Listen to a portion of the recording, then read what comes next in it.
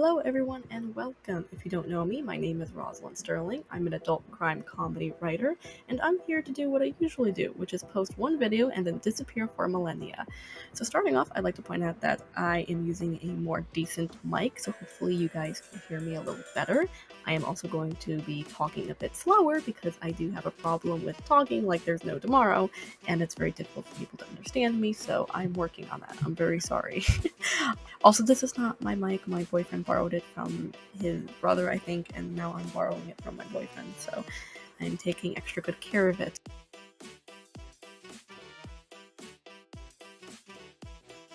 So today I wanted to just quickly discuss a little topic that I've been thinking of because I love rambling.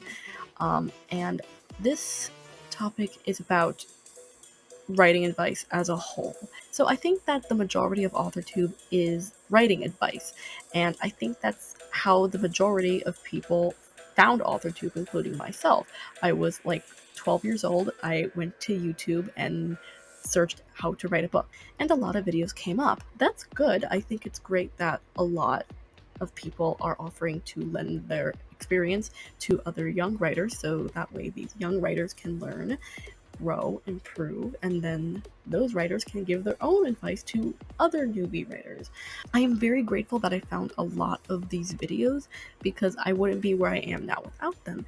But there kind of sparks this question of how much of this advice is actually good. Now, I've seen a lot of writing advice on advice that you should take with you while writing or editing or whatever, but I've also seen a fair share of videos giving their opinions on what writing advice is actually bad and what advice you shouldn't follow. And I find this very interesting because I feel like there is no right or wrong way to go about any craft at all. I think, some people will tell you that there is no right or wrong way. Just do it how you're comfortable and how it works for you. And I agree with this.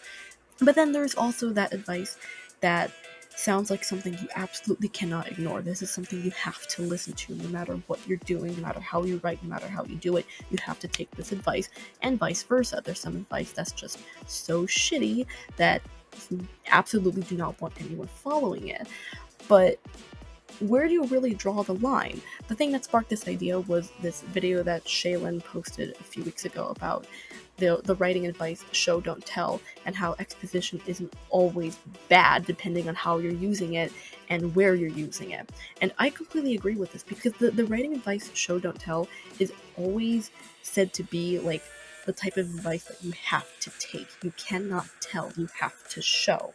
And I followed this advice religiously for so many years. Even if I didn't know how to show and not tell, I followed it religiously and thought that this was like the only way you can convey information in a story. And to this day, I still somewhat agree that information shouldn't be just info dumped in the narrative. You gotta incorporate it in the story, in the dialogue. You gotta make it more interesting. And I still struggle with this to this day. I'm working on one of my final drafts for my manuscript, and the first draft is still just so. It just tells a lot. There's a lot of exposition, and I'm still working on changing that. So I do think this advice is very good, but it doesn't mean that telling is bad. I think that a lot of the problems that come from writing advice is the way they're worded.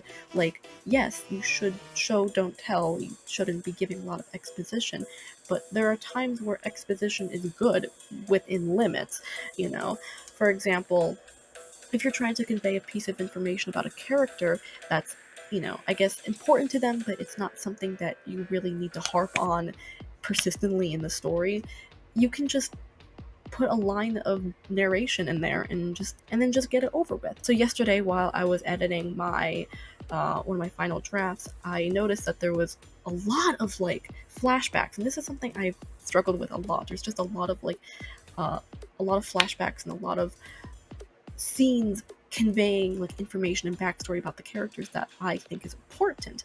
And even though this information is important, I have noticed that I put way too many flashbacks and scenes along these lines to convey this information when it could easily have been said in one line of narrative or even just one line of dialogue.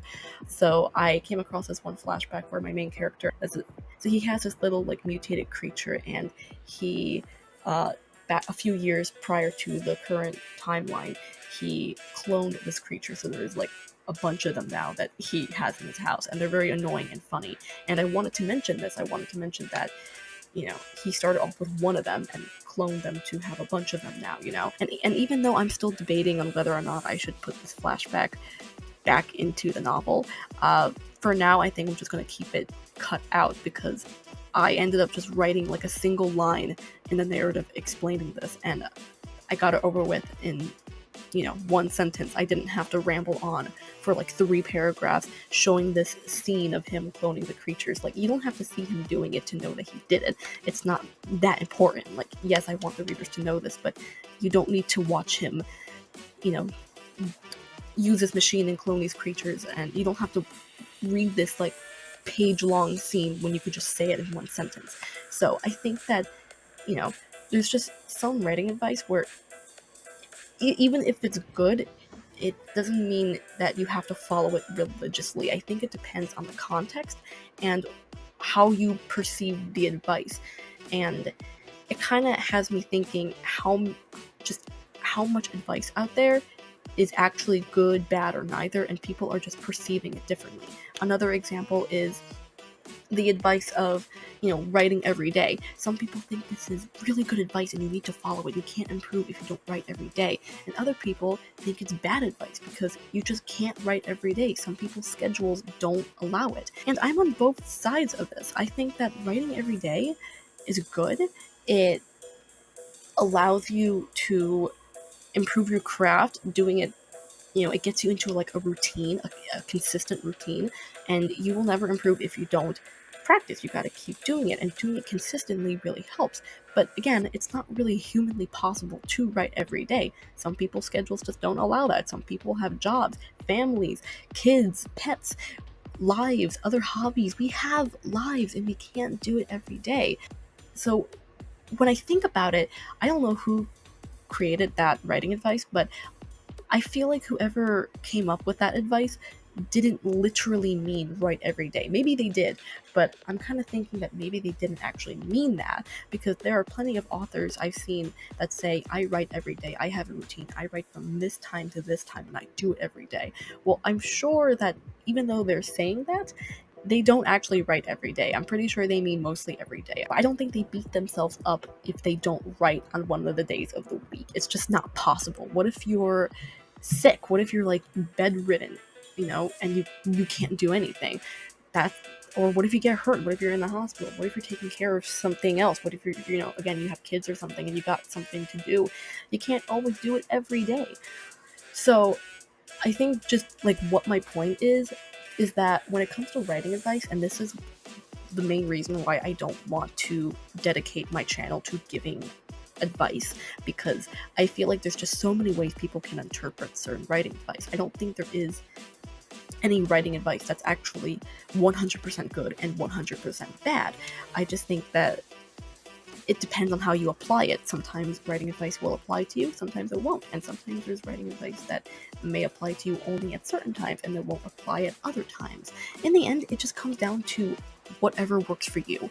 And even if you do apply certain advice to your writing routine or your writing schedule or whatever, you don't always have to apply it exactly how other people do it. You know, writing advice is just what it is. It's advice. It's not a rule. Advice is just basically a suggestion or a personal recommendation.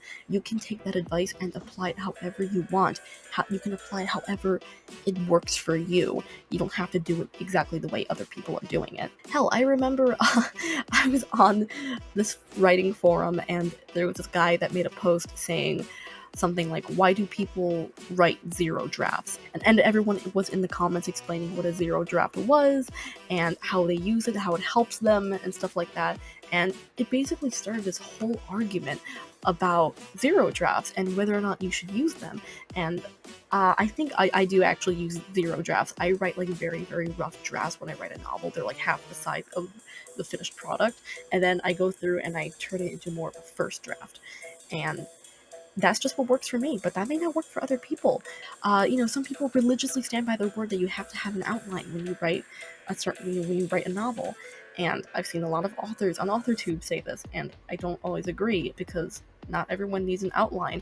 It doesn't, using an outline doesn't always prevent plot holes. It could, but it doesn't always prevent them. Some people just can't use outlines. It just doesn't work for them. Some people are in the middle, like me, where we have an outline, but it's very, very rough, and my story ends up just going way off the rails. I use the outline as nothing more than a suggestion of where the story should go. That's it. I never follow an outline to a T. My outlines aren't even that long. They're very, very rough and short, and I hardly even follow them. I just use it as I use it more as like a bullet point list of things I could do, and sometimes it goes into a different direction, and I'm fine with it. So I guess what I'm saying is that I'm kind of tired of seeing people take advice and box it into two sections. It's either good or it's bad. I think, watching some videos, watching people talk about good writing advice is helpful. I do find a lot of it helpful, and hearing people talk about bad writing advice is also helpful, so I can kind of hear what's not working for a lot of people and know what to avoid. But again, it doesn't always mean that advice is 100% good or 100% bad, and it does get quite frustrating watching writers tell other writers what they should or should not do. I'm not calling anyone out specifically, I'm just saying in general, it's kind of frustrating when people will say even especially when they're not asking for advice. If you're asking for advice and someone gives it to you, then you have the freedom to take it or not. It's just so odd to me when people will just say you have to follow this or you can't follow this, and when someone says, oh well, this thing actually works for me or this thing doesn't work for me, just go with it. I don't understand why it's such a big deal, especially when the person wasn't asking for advice. Like I said, if they were asking for the advice, then fine, give it to them. They can make the choice to use it or not. But if they're not asking for advice, I am always so weirded out when people are like, actually, you should be doing this. It's like, okay, Bridget, maybe they don't want to do that. So I don't know. It's just such a weird thing to me.